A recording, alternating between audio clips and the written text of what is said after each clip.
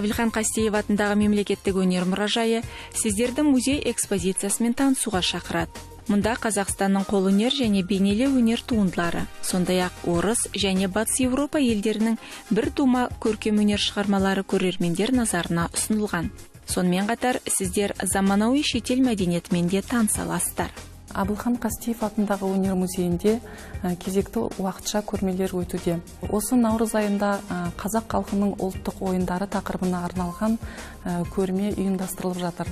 Бұл көрмеде ұсынылып отырған Қазақстан суретшілерінің туындылары музей қорынан алынған. Құрметті қонақтар, Алматы тұрғындары, біздің Абылхан Қастеев атындағы өнер мұражайына келіп көрмені көремін деушілерге әрқашанда есігіміз ашық. Келіңіздер.